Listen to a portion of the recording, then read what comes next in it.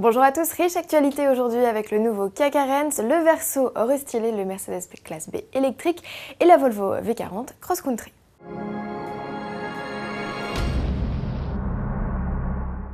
À mesure que le mondial de l'automobile de Paris approche, c'est dans une semaine tout juste, la cadence de révélation des nouveautés s'accélère du côté des constructeurs. Focus aujourd'hui sur 4 vedettes en devenir.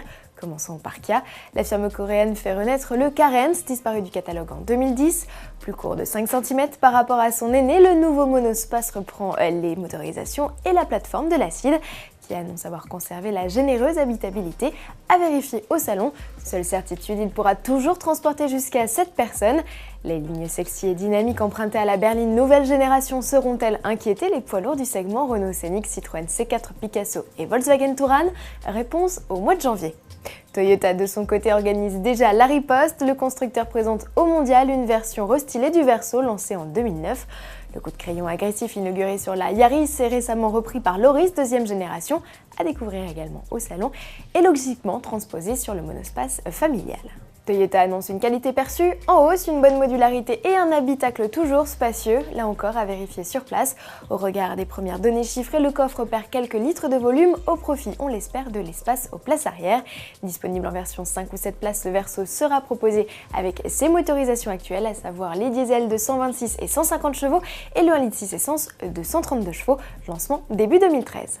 Et toujours à propos de monospace, Mercedes profite de la grand-messe parisienne pour décliner son classe B en version zéro émission. Pas de pile à combustible à l'horizon, c'est un puissant moteur électrique de 100 kW, environ 136 chevaux, qui se loge sous le capot.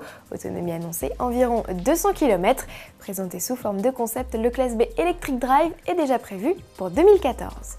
Chez Volvo, Paris rime avec V40 Cross Country, plus généralement connu sous l'appellation XEC, un patronyme que Volvo a décidé d'abandonner sur cette déclinaison baroudeuse. La Cross Country, c'est une V40 comme les autres, les aptitudes tout chemin en plus.